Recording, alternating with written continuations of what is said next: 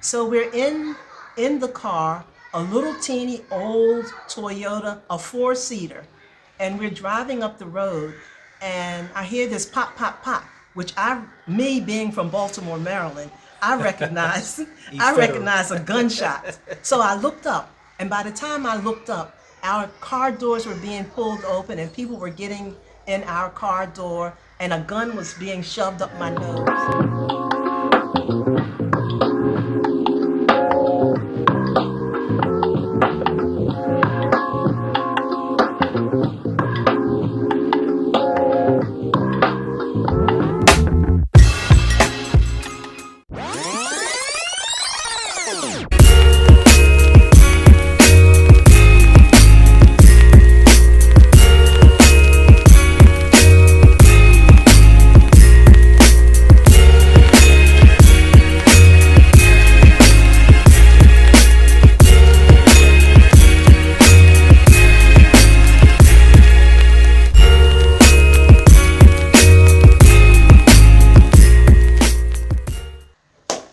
Greetings, greetings, peace and blessings.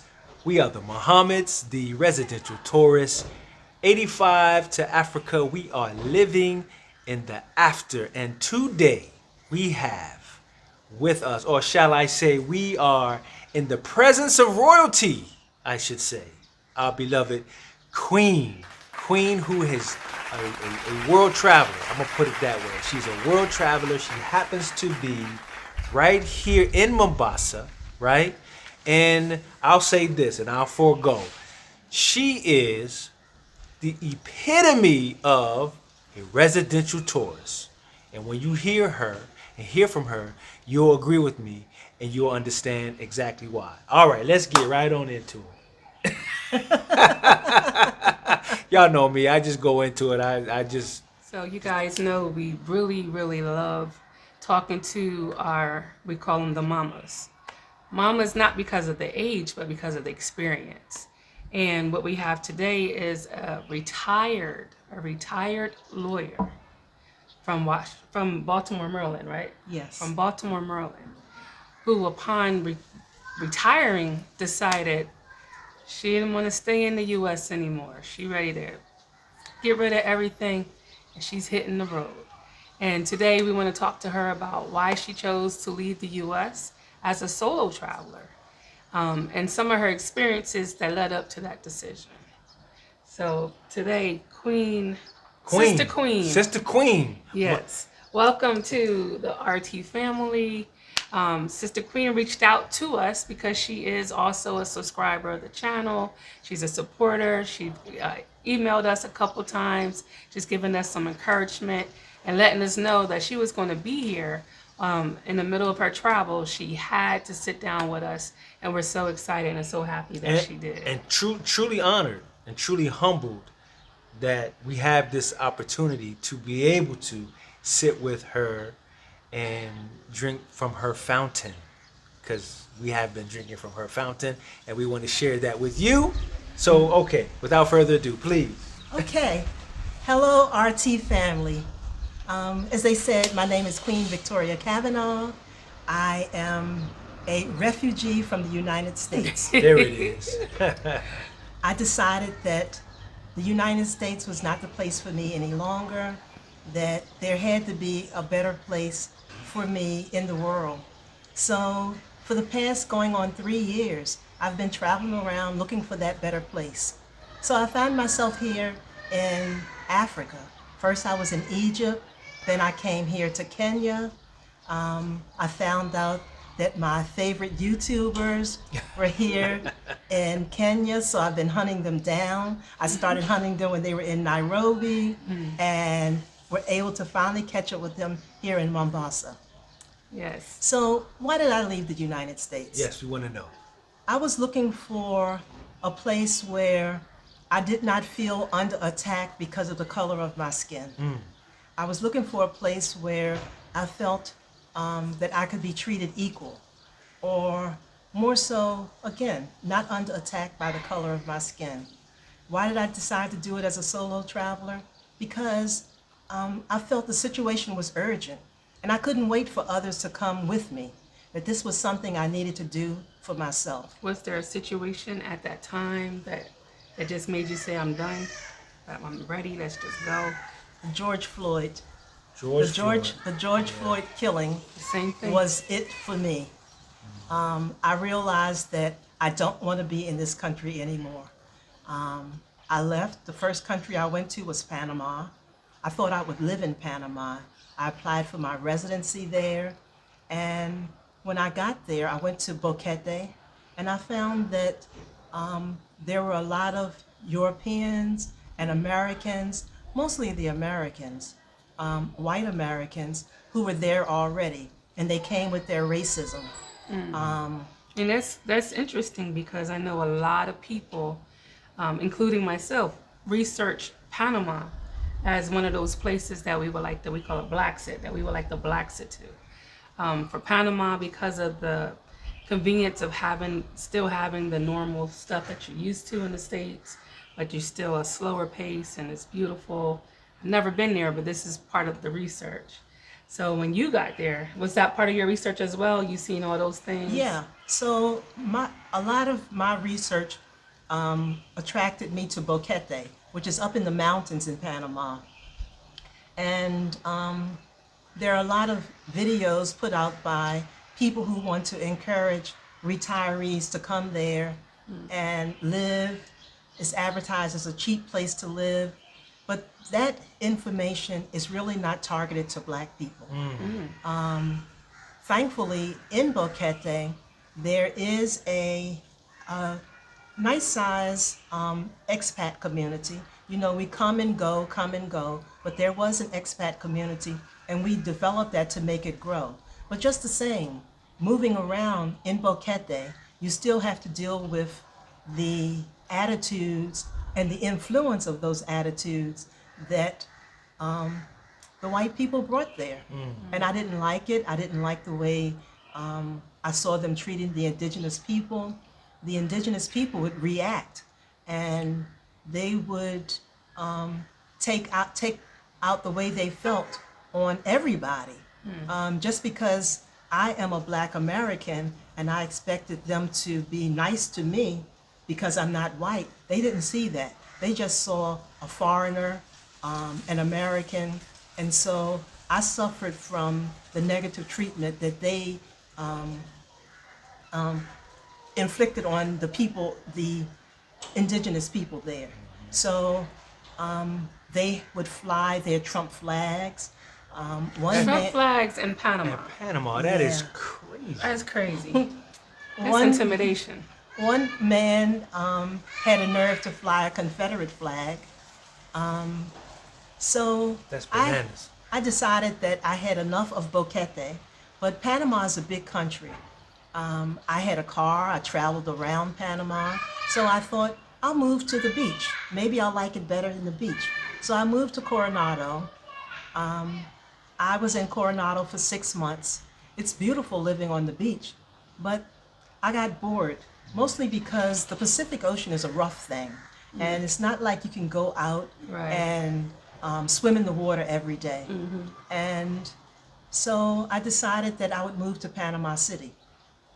Each of these places, Boquete in the mountains, Coronado down by the water, Panama City, each of them have a different vibe. I found much more racism up in Boquete.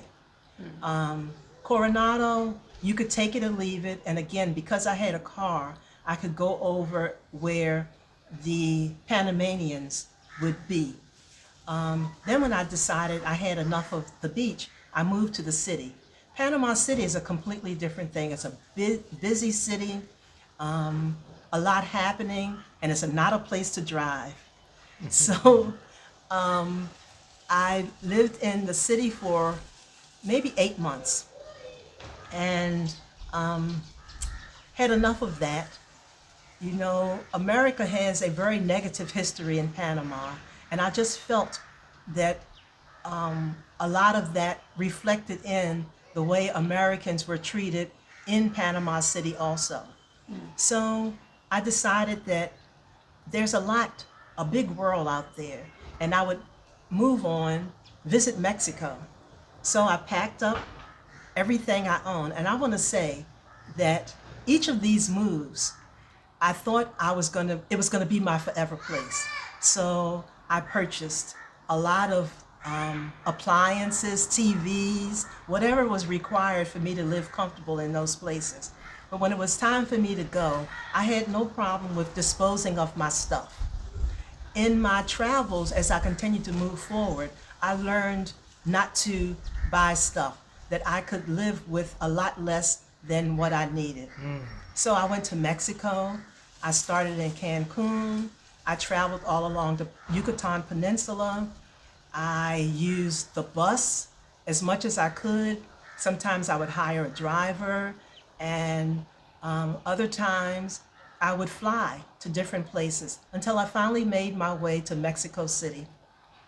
I loved Mexico City, and I thought I would live there.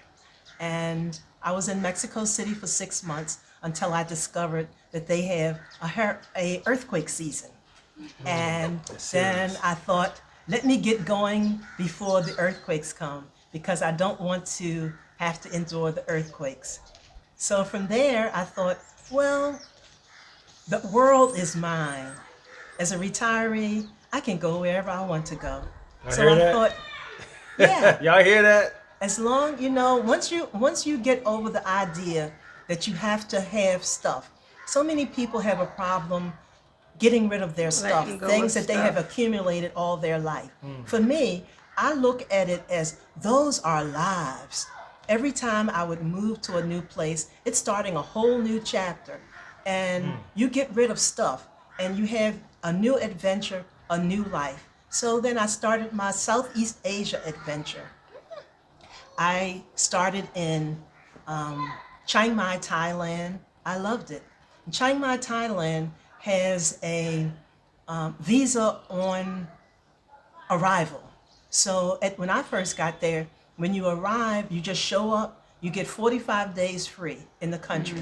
What? Yeah. And then after that, you have to leave the country and come back. Some people leave for 1 day and come back. I would take advantage of that as an opportunity to see other countries in Southeast Asia. So I've been to North Vietnam, South Vietnam, Cambodia, Laos, and each time I would go for maybe 2 weeks, 3 weeks. When I was in Da Nang, Vietnam, I liked it. I stayed there for a month and come back to Thailand. So, I'm 74 years old. So I thought, I didn't want to say it. I was waiting for it. Y'all heard it, right? I know you don't see 74, but 74 nonetheless. So I thought, well, you do some future thinking. Somewhere along the line, you realize you are not going to be able to be traveling around, going to different countries. Somewhere along the line, you're going to have to settle down. So in my head, I was thinking, I would like to settle down in Africa, go back to the motherland. So then I decided I would tour. When was that? Around what time period? What year? This year. Okay. So where are we? 2023? See how it is? I can't remember. Everything is living in the now. She's living in the now. That's what it is. It's in the moment. That's the beauty of it. She's living in the moment. In the here. So she's living in the hereafter. Right. In the now. Right. Hereafter for us is after America. That's it. So she's living in that moment every day. So it was sometime this year that I decided that, in thinking about forward planning, what am I going to do? That I decided that I need to start to think about where I will settle down maybe when I'm 80. I feel like I am healthy. I take good care of my health. I will be able to continue this traveling till maybe about 80. So I'm thinking about where will I be? Where will I settle down? So I thought it would be good to settle down in the motherland. In my head, in my imagination, I imagined that I would be in some African village where people would embrace me, I could find someone to take care of me, that I could find a place to live in the African village where I could pay someone to take care of me. So then I started my Africa trek. I started in Egypt, and since I was here, since I was in East Africa, then I came down to Kenya. In the meantime, I'm doing my research. I'm looking at people's YouTube videos like R&T Family. I'm talking to people who are also living in Africa, and I'm getting my own feeling. So right now, where I am in my imaginations and in my forward planning, I don't think that I will be settling down in Africa. I think I have found that the whole idea of this being the motherland, it was the motherland 400 years ago. And there is not the warm welcome acceptance of coming and finding family. I'm not going to find my family. I'm not going to find the family where I descended from, the African family that I descended from. And in 400 years, a lot has changed in Africa. So I don't know, maybe in my travels, I will find a place to change my mind, but I don't think that the whole idea of coming back and being embraced in the motherland is really a reality. Yeah. That's So, but- right. It's much with that. Yeah, because So, you don't know, never this- really get that. this It's is- always that person that's like, this is it, this is Right. it, this is it. This is it's raw, uncut, authentic. It's just the truth for some Truth. people. It's truth, and I think that this is important. Yeah. This is important because Especially for the mamas, when you are weighing your options, you're deciding. Most people don't just start traveling; they just pick that place, and that's where they're going. right. So Right. you need to have the good, the bad, and the- in between. and the indifferent, right? And with that, it's good because the understanding that we stand on, and talking earlier, she presented the understanding is that there's no barriers really for us except the barriers that we create for ourselves. We can go anywhere. The earth is ours. The earth belongs to us. And I heard my man Yasin Bey say his country Where did is that come from, y'all? his country is earth. That's his country. I think he got it from me though. Maybe he did. He got it from But me. his country is earth, and so we are sitting with an individual from our perspective who is actualizing that.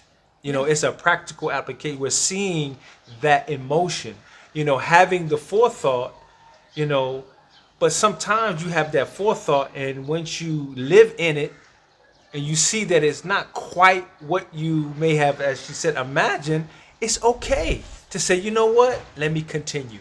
Let me see what else might be there for me that might fit. It doesn't take away from her Africanness, if you will. Because she is going to continue on. She'll finish her story. Right. But the thing is, like we always say, just knowing you have options. We grew up not knowing that we had options. Our options was state to state. Right. I'm from New Jersey. I knew it was too small. It was too big for Jersey. I moved to Atlanta. That was my option. That's all I ever knew, and that's all I thought. And I didn't think anything greater than that. I didn't want New York. I didn't want to go on the West Coast. I definitely wasn't going to Chicago. So Atlanta was the option. That was it. And so when we got married, I always said, in order for me to leave Atlanta, it has to be to leave the whole freaking country. We said that. No, I'm saying in the beginning, and he was like, I agree. Atlanta was that spot.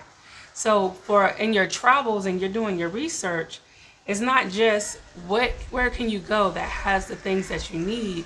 And Sister Queen, Mama Queen situation, she has to go where she found her peace. And her peace That's is good. what made her have her decisions. Right. Because I'm sure in Thailand, whatever those things are that she needed, she could find it on the continent for sure. But where she found her peace at is where she would make her decision of where I want to spend the rest of my days at. Because what you said as far as being in the village and finding someone to take care of you, I can bear witness. You can find that. You can find that in Rwanda. Our moms had that. My mom had that. She had the best care I could ever imagine, and so internally grateful for. That was in Rwanda. So if that's all that you're looking for, I would definitely guide you to Rwanda.